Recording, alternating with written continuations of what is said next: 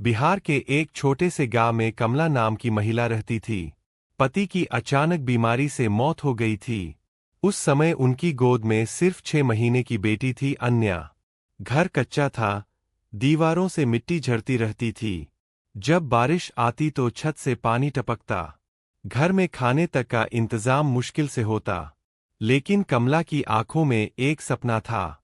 मेरी बेटी जरूर पढ़ेगी, अफसर बनेगी, चाहे मुझे भूखा क्यों न रहना पड़े।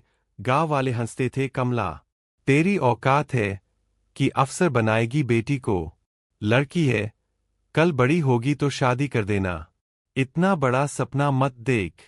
लेकिन कमला के चेहरे पर हमेशा धैर्य रहता।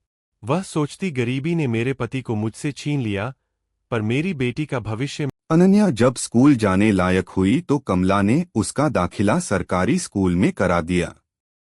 वहां सुविधाएं तो नहीं थीं, फटी हुई ब्लैकबोर्ड, टूटी हुई बेंच और एक ही टीचर पूरे स्कूल के लिए। अनन्या हर रोज नंगे पैर स्कूल जाती।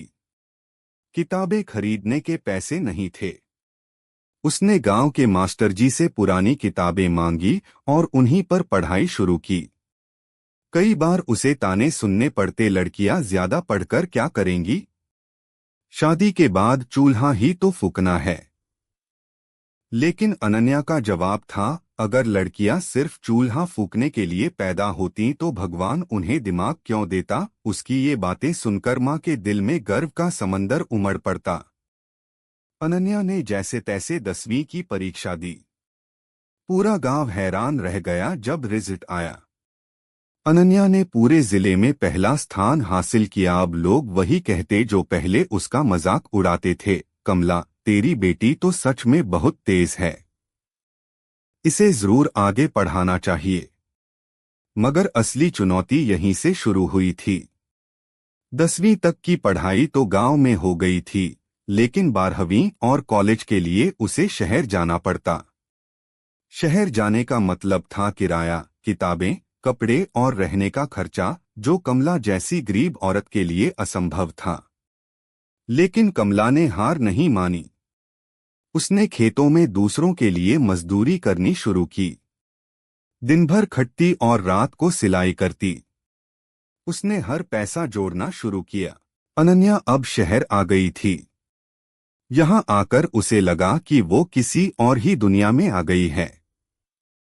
यहाँ लड़कियां अच्छे कपड़े पहनकर आती, महंगे बैग और कॉपी लेकर पढ़ाई करती। अनन्या के पास सिर्फ 2 जोड़ी कपड़े थे। एक पहनती, दूसरा धोकर सुखाती। कई बार दोस्त उसका मजाक उड़ाते, लेकिन वह हर मजाक को सह लेती और सोचती, आज अगर मैं हंसी का पात्र हूं तो कल मैं इन सब के लिए प्रेरणा बनूंगी। वह दिन रात पढ़ाई करती।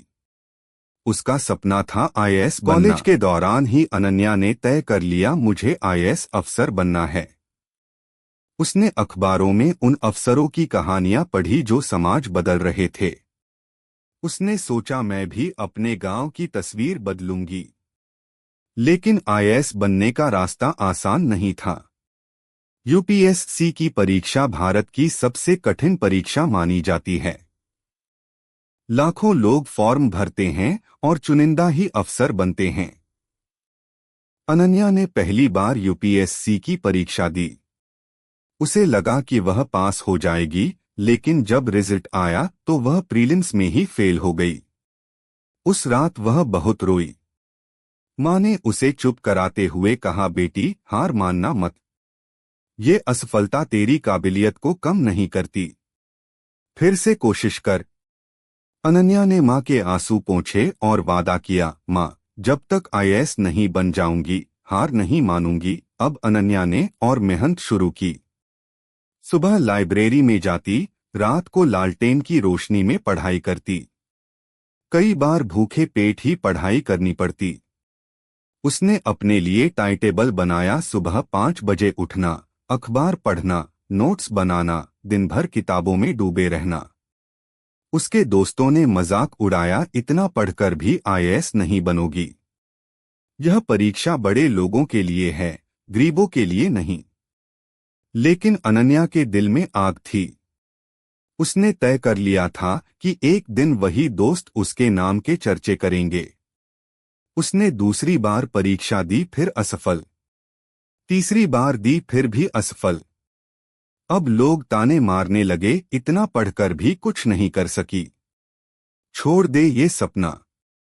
माँ के हाथ में पैसे खत्म हो रहे थे, लेकिन माँ ने कभी हार नहीं मानी। उसने कहा, बेटी, दुनिया तुझे 1000 बार गिरेगी, लेकिन याद रख, गिरना गलती अनन्या ने नहीं है, चौथी हार बार मानना पूरी गलती ताकत है। से तैयारी की। इस बार उसने सिर्फ पढ़ाई नहीं की, बल्कि अपने सोचने का तरीका बदल दिया। उसने पिछले सालों की गलतियों को समझा, मॉक टेस्ट दिए, इंटरव्यू की तैयारी की और अपनी हर कमजोरी को ताकत में बदला। यूपीएससी का रिजल्ट आने वाला था। अनन्या और उसकी माँ पूरी रात सो नहीं सकीं। सुबह रिजल्ट आया। अनन्या ने वेबसाइट खोली, रोल नंबर डाला और स्क्रीन पर जो दिखा, उसने दोनों की जिंदगी बदल दी। अनन्या का नाम चयनित उम्मीदवारों की सूची में था। वह सिर्फ पास नहीं हुई थी, बल्कि ऑल इंडिया में 16वीं रैंक लाई थी। उसकी माँ खुशी से रो पड़ी। पूरा गांव इकट्ठा हो गया। वही लोग जो कहते थे, लड़कियों को पढ़ाकर क्या होगा, अब तालियां बजा रहे थे। अनन्या अब आईएएस अफसर बन चुकी थी। उसने ट्रेनिंग के बाद अपनी पहली पोस्टिंग पाई। जब वह अफसर की कुर्सी पर बैठी तो उसे याद आया, वो फटी किताबें, भूखे पेट पढ़ाई के दिन और माँ के त्याग। उसने प्रण लिया कि वह अपनी जिंदगी गरीबों और मजलूमों की सेवा में लगाएगी। कुछ सालों बाद अनन्या अफसर बनकर अपने गांव लौटी। वही गांव जहां लोग ताने मारते थे। अब गांव की लड़कियां उसे देखकर कहती, हम भी अनन्या दीदी जैसी बनना चाहती है। अनन्या ने गांव में स्कूल, लाइब्रेरी और महिला केंद्र खुलवाए। उसने हर लड़की से कहा, कभी अपने सपनों से समझौता मत करना। अगर अनन्या आईएएस बन सकती है, तो तुम क्यों नहीं? अनन्या की कहानी हमें यह सिखाती है कि गरीबी, हालात और ताने इंसान को तोड़ नहीं सकते, अगर उसके अंदर सपनों की आग हो। सफलता उन्हें ही मिलती है जो